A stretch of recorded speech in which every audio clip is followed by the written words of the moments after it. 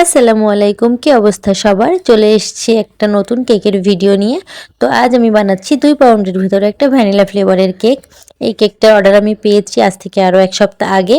তো আমি কেন জানি না ভ্যানিলা ফ্লেভারের কেকটাই আমার কাছে বেশি অর্ডার আসে। অন্যান্য কেকও আসে বাট তুলনামূলকভাবে ভ্যানিলা ফ্লেভারের কেকটা আমার বেশি অর্ডার আসে। তো যাই হোক, কেকটা এখানে আমি ক্রাম কোটিং করে নরমাল ফ্রিজে রেখে দিব আধা ঘন্টার জন্য সেট হতে। তো এই কেকটা নিয়ে একটা গল্প বলি। আমি যখন বেকিং ক্লাসে ভর্তি হই তখন ওই আপু আমাদের ফার্স্ট যেদিন কেকের ডেকোরেশন শিখিয়েছিল, এই ডেকোরেশনটা দিয়েই আমাদের শিখিয়েছিল। আর তখন থেকে এই ডেকোরেশনটা আমার এত পছন্দের, মাশাআল্লাহ কেকটা এত কিউট দেখতে। ডেকোরেশন খুব যে বেশি তা নয়, খুবই সিম্পলের ভেতরে, কিন্তু দেখতে মাশাআল্লাহ অনেক সুন্দর। তো তখন থেকে আমার ইচ্ছা আমি এই ডেকোরেশনের একটা কেক বানাবো।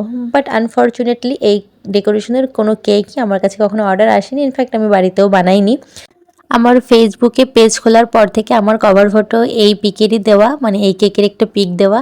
তো ফাইনালি এই যে আমি অর্ডারটা পেয়েছি আর বানিয়ে ফেললাম খুব সুন্দরভাবে, আমার মনের মতো করে আমি বানিয়েছি। এখানে জানি না কতটা সুন্দর হয়েছে, তবে আমার কাছে কিন্তু ভীষণ ভালো লেগেছে। একদম আপু যেমনটা দেখিয়েছিল মাশাআল্লাহ ওই রকমই মানে করার চেষ্টা করেছি।